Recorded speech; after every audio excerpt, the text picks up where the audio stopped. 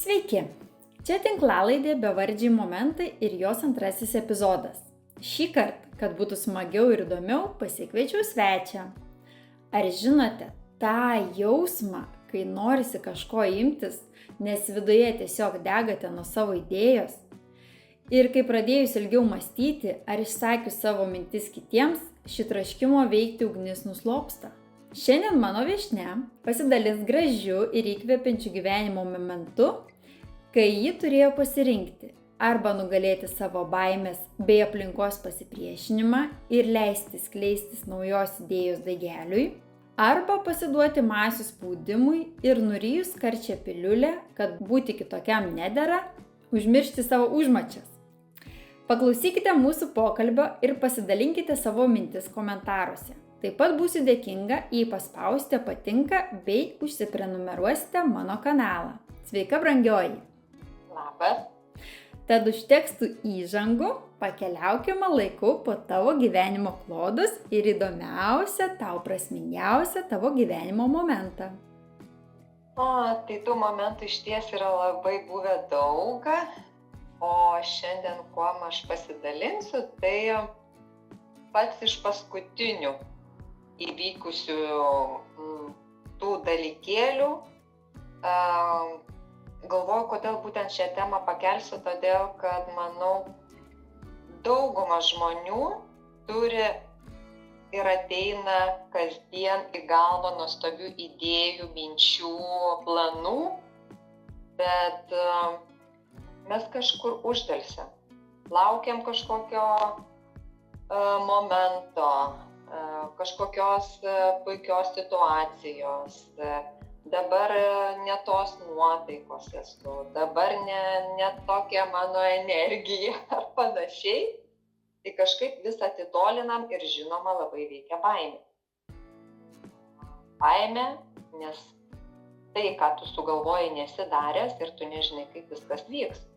Tai gal dėl to mane irgi stabdė baimė. Tai apie ką aš kalbu? Bandžiau taip pagalvoti, kiek aš laiko mąsčiau apie vieną projektą, tai turbūt galiu sakyti, kad gal ir net išėjo kokią pusę metų, kad aš taip būdavo vis pagalvoju, praeina. Projektas toksai buvo, kad vizija, kad į savo pokalbius pasikviesti pašnekovą ir jį pakalbinti. Tai būtų ar ne vaizdo video įrašų ir mane labai stabdė tai, kad žmonės nesutiks savęs rodyti. Nes dalinti savo jautriomis istorijomis, išgyvenimais, tai yra apie sveikatą, realias patirtis, ne visi išdrįsta viešai tai daryti. Ir mane tiek stabdė ir aš galvoju, kad tikrai neatsirastų žmonių ir tie pusę metų aš vis pagalvoju, būtų labai, taip manau, gerai pasaulį išleisti, pasidalinti tom istorijom, nes aš jų tikrai labai daug esu jau girdėjusi ir mano aplinkoje tikrai yra labai daug žmonių, nes dirbu sveikatos srityje. Tai ir toks kažkoks vis savęs nusodinimas taip ir vilkosi,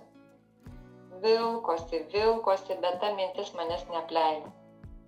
Tai kaip mes galim save tiesiog, aš tuo paprastu žodžiu gal pasakysiu, išmūčinti, numūčinti ir visiškai nuskalpuoti, nes pusę metų apie tai galvoti, kiek yra mokytojų, kurie sako, tai tu imk daryk, o eigoje pamatysi, kaip viskas einas.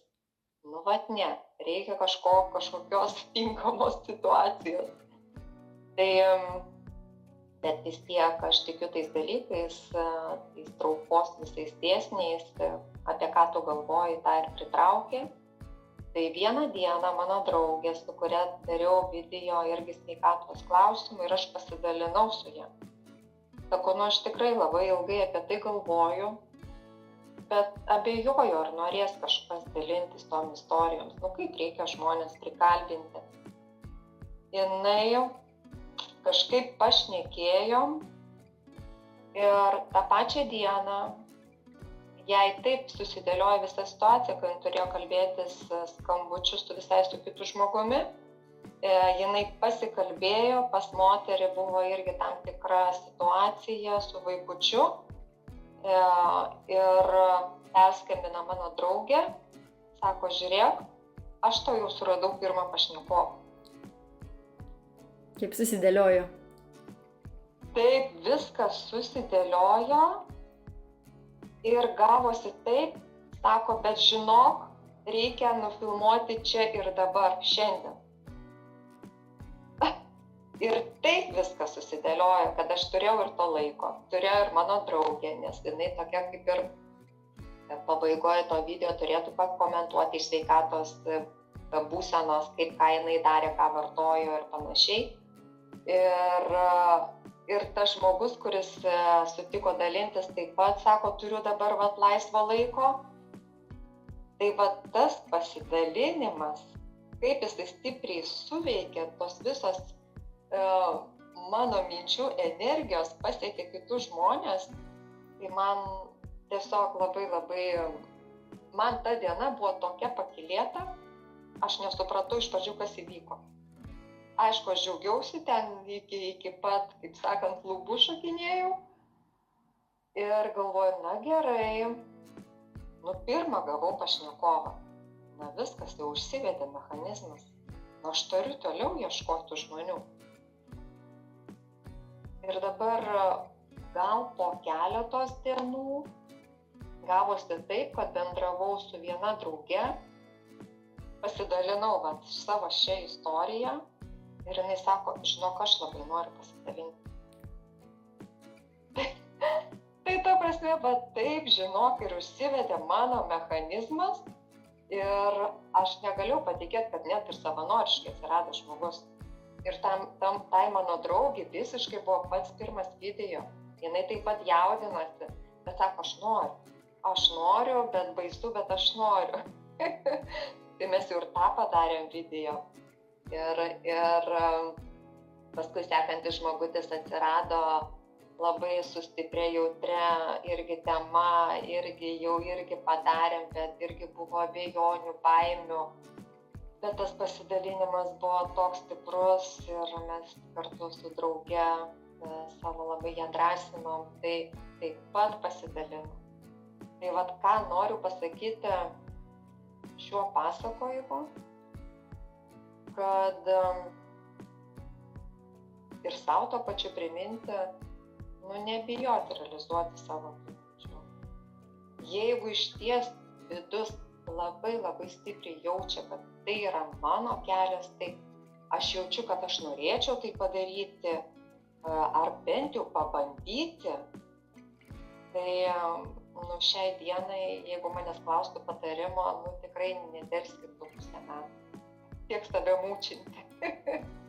Nes rezultatai išties, kai sako, kai tu pradedi daryti, viskas taip susidėlioja, tiesiog tau atrodo kažkas tiesia ranką ir tu eini. Ir tie visi žmonės, jie, tiesiog, ir kai pradedi galvoti, ką galėtum pakviesti, kam galėtum pasiūlyti, aš jau neturiu žmogų, kuris ir pats jau pasisiūlė dar vienas žmogus. Bet labai svarbu apie tai dalintis, kas tau yra svarbu. Nes gal tu pasidalinai tam žmogui, jisai ir sakytų, kad ne, aš nelabai gal ir turiu ką pasidalinti, bet aš žinau, kas norėtų. Arba tas kitas žmogus kitam pasidalinti ir taip ir užsiveda tas visas ratas. Tai norėsiu gal tą tokią džiugę, gerą patirtį pasidalinti ir aš manau, kad daugumai taip žmonių yra. Ir tau pačiai meluoji, man taip atrodo. Taip pat. Taip, galiu tau tik paantrinti tą ir norėjau sakyti, kad atrodo, pusę metų galvojai, svarstėjai, ta energija vis drenavosi, vis tave tempė, vis tiek kažką reikia daryti arba ne, galiausiai užmiršti. O aš, kiek galvojau apie bevardžių momentų sukūrimą ir kol galiausiai paskelbiau pirmąjį įrašą, metus. Tai prašau. Taip, tai gavosi dar ilgiau. Ir kaip tu sakai, kai daliniesi, atsiranda ir tos galimybės, ir tie žmonės, taip pat nutiko ir su tavimi, nes taip pat irgi kažkaip atrodo, kaip čia tam žmogui siūlysi, vėl visokios baimės, tie vadinami visokie drakonai, kad kam čia reikia, o kas, o kaip, o kur, milijonas klausimų tiesiog užgriūna, kol nepradedi daryti. Ir atrodo, visata tikrina tavo pasiryžimą dar tuo pačiu. Tarkim, kad ir dabar susitarėm dėl vieno laiko, bet bam, kažkas nutiko ir tu jau pradedi galvoti, gal reikia atšaukti. Bet parašai tam žmogui, kaip šiuo atveju tau, galbūt gali pakoreguoti laiką, prisitaikyti prie manęs, aš prie tavęs. Vau, tu sutikai, tau viskas kaip tik šiandien puikiai einasi, turi laiko ir gali susidėlioti taip, kad mes pašnekėtume. Tai tikrai taip ir yra, tikrai reikia ir pergalėti tas savo baimės, kartais perlipti per save ir tas vadinamas išėjimas iš komforto zonos būtinas ir plėsti savo ribas, plėsti savo galimybės. O klausimas dar tau toks, ar tai vienkartinis atvejis? Galbūt tu pastebėjai ir kitose gyvenimo momentuose, kad taip, kai pasakai savo taip, savo galimybėms, savo idėjams, kad ima ir susidėlioja. Tai vienas tai atvejis, kad ir mažiausiai, tarkim, buityje, tenais aš noriu savo leisti išgerti kavos ramiai. Ten 5 minutės skirti savo, o čia, zuja vaikai, ten vyras, dar kažkas vyksta, ten griūna visi planai, o tu tiesiog nori. Ir kai tu pasakai savo taip, viskas susidėlioja. Ten vyras pasiema vaikus, išvažiuoja, tenais draugai nebeskambina ar dar kažkas. Ar buvo taip daugiau kartų? Tai žinok, dabar uždavė tą klausimą. Tai taip, aš dabar susimašiau, tai buvo N kartų. N kartų, tai čia nuo smulkmenų iki didžiausių situacijų ir pas mane pačią, kai aš kažką sugalvojau, kažkokia mintis ateina, ką aš norėčiau padaryti, tai pastebiu, kad toks gal vis dėlto reikia truputėlį tai minčiai pagyventi viduj, pasibūti ir jeigu jinai išbūna gal tam tikrą laiką, bet tikrai ne pusę metų, matau, ir ne metus, tai yra per daug.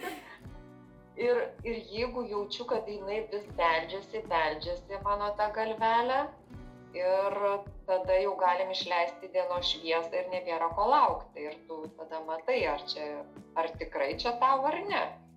O tų momentų, žinok, tikrai yra buvę. Tikrai. Bet ką noriu pasakyti po to dalykų, kažkokių įvykių įgyvendinimų, tai ta būsena, tu man pritarsi, galvoju, kam aš tiek delsiau? Taip. Ta prasme, kam, kodėl, o Dieve, vos kokias aš nesąmonės prisigalvojau. O kai sakai, visokie tarakonai galvoji. O dabar buvo, kai fainai, ir vienas, ir kitas, ir su tokiu jauduliuku, šiurpuliuku darai Taip. Čia tos video įrašus ir tavo balso kaip projektas. Tai tiesiog galvoji, visas toksai užsivedi, toks pakylėtas esi. Ir galvoju, kam čia reikėjo tiek delsti? Bet mes žmonės, turbūt turi būti taip. Yra taip. Tai tuo pasidalinimu galbūt bus kažkam tas akcentas, kad irgi gal kažką galvoja, išgirs mūsų pasidalinimus ir galvos, gerai, viskas, reikia pradėti imtis. Labai to tikiuosi, kad žmonės, kuriems reikia, kuriems rezonuoja, kuriems reikia to spyrio į gerą vietą, taip sakant, dažnai mes taip sakom, kad būtent tavo pasidalinimas tai ir bus, nes tikrai aš, kaip sakau, irgi galiu paantrinti tau, kad kartais mums atrodo baisiau nei iš tiesų yra, kol mes neimam ir nestojam akistaton su savo baimėm. Ir kaip tik vakar skaičiau tokį pasakymą, kad kad sako, tavo protas bando tave apsaugoti nuo scenarijų, kurių galbūt niekuomet nebus. Jis tiesiog ima ir prigalvoja pačius baisiausius scenarijus, kad tave vis treniruoti ir tu net iš to neišbrisi, taip sakant, tu visada gausi tų visokių baimių, patirsi tų baimių. Tačiau kuo dažniau tuos žingsnelius darysi su mažais dalykais, tarkim, šiandien kažkaip lyja, nesinori lauką, tiksliau, norisi pasivaikščioti, bet nesinori per lietų, o pranašauja, tarkim, visą mėnesį tą lietų. Tu imi, tiesiog apsivelki gerą striukę ir išeini lauką ir pasivaikšti ir pasijauti gerai, jau mažas žingsnis.